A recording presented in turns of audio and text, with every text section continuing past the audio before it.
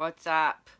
I want to talk to you about living in crisis and chaos just a little bit.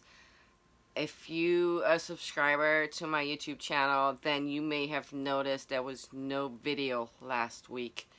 Um, and on top of the pandemic and everything going on,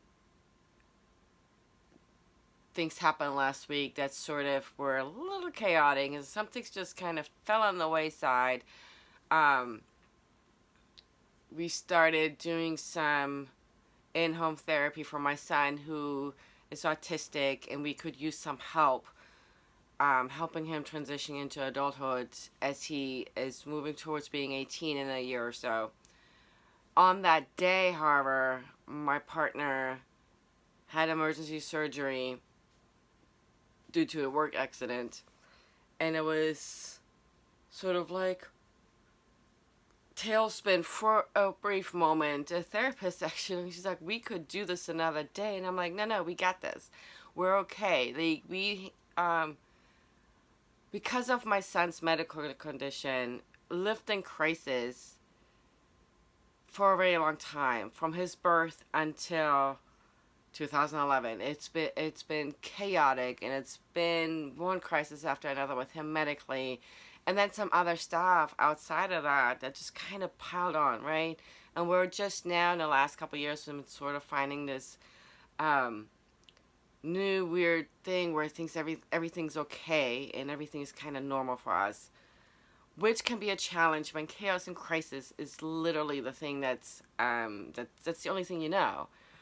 And my upbringing in foster care, it's been chaos. So it's literally the theme that I know really, really well. So finding myself being okay, not stressing and not struggling is actually sometimes a bigger challenge for me, because everything has been so hectic and crazy and chaotic my entire life.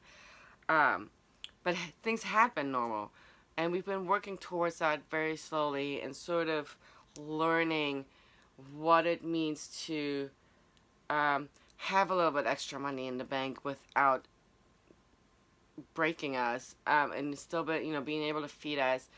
We're learning to just be okay in our home, in our space, without having to drive to all these doctor's appointments we used to do. So it's just been adjusting, and that adjusting period can be really, really tough. And now that we're in this pandemic situation,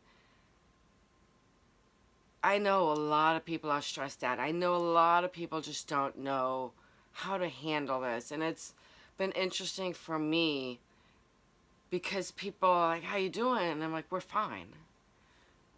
Because we've done this. We've sort of practiced this, not on purpose, but after my son's last liver transplant, even after the first one, we kind of just stayed home.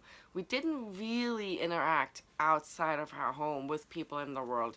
My kid's immune suppressed, fresh from surgeries back then, and so there were so many considerations to keep him healthy, that social interaction and distancing, we just did that.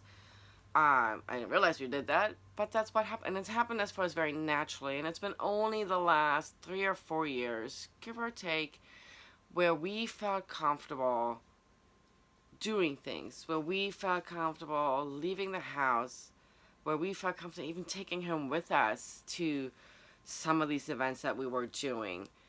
And so we've just been kind of doing our thing. I work from home, right? So I've just been creating more content, more written content than video, obviously. I've been doing more art. My partner is still going to work. My other son is still going to work. Of course, my youngest, he's home because school's closed. And I suspect he will be home for quite some time. And we're going to do this homeschooling thing and home learning thing, because at this point, I'm not comfortable sending him to school, because he kind of falls in that high risk category. And so that's just the thing. But the challenge is sort of being calm. And when you don't know the outcome, when everything is uncertain, when the world is just a little crazy and chaotic, it can be tough to just kind of find some calmness and some stillness and trust that somehow things are going to be okay. And they're not going to be okay for everyone. I am not delusional in that. There's friends I know who've lost family members. There's people that have lost their jobs, their furlough. Like, the world is not okay. But what we can do for ourselves sometimes means even more. And I'm not saying start a business, and I'm not being like, figure out what you want to do in your life. That's not what this is about. Because when you're in crisis and chaos, that's freaking hard. When you don't know what sitting and being still and being quiet is, that's hard. I had to learn that, to just sit there. I still have a hard time doing nothing. Sitting on my futon watching TV and doing nothing. It's a little weird to me. Because I'm always like doing. Whether I'm writing content and whether I'm creating art, or I'm outside of my garden. Like, I'm always doing something, and there's always something for me to do. And I know that not everybody has that. But I think it's important that we find that. Because when everything goes back to... No, not everything's going back to the normal.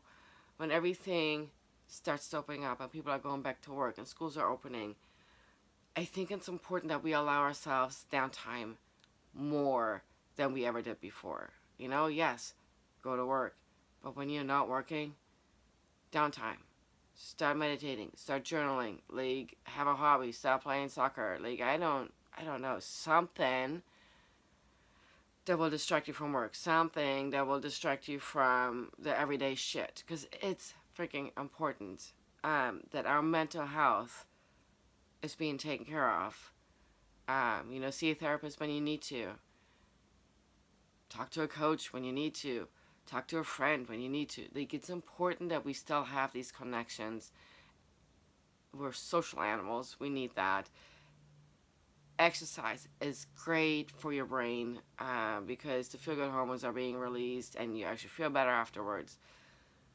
Doing art or journaling can release some of this pent-up crap that we tend to carry around, that we don't confide into with anybody because we don't want to burden them, we don't want to worry them, we don't want to stress them, but we have to have an outlet to let things out, because in the scheme of things, we can't control the outcome of most things.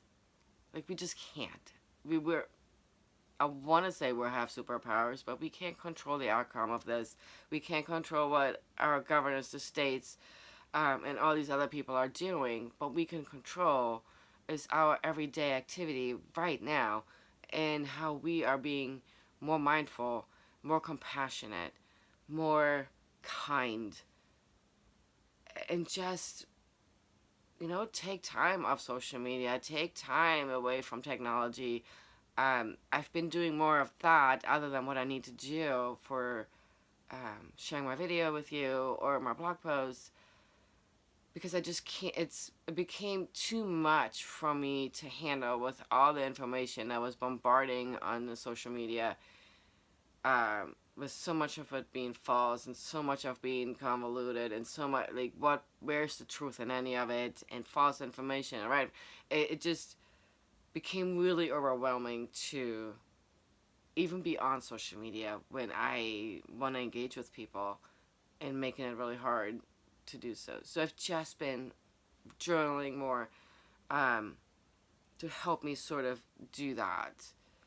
So if you are needing a little more downtime in a downtime situation, I know that sounds kind of crazy, but more mindful practices, maybe start journaling for 5, 10, 20 minutes a day. Just get your thoughts out on a piece of paper.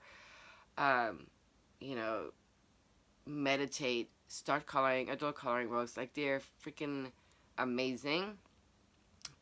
It's sort of like active meditation is what I like to call it, because you're doing something and your brain is focusing, but there's still stuff happening in the subconscious that's helping you process some stuff, and you're like, oh yeah, go exercising, whether it's, not everybody likes to run, I get that, but just walk for 10, 15, 30 minutes. Do something to move your body. It will help your mind more than anything else. So start journaling, start coloring, go for a walk. Um, Anything that will help you actively meditate, um, and decompress and process and release some of the things that you're holding back. Because I really believe that keeping everything in is not good. So you got to find a way to let that out, especially when you're having a hard time reaching out to people, asking for help and support, and need somebody to vent to.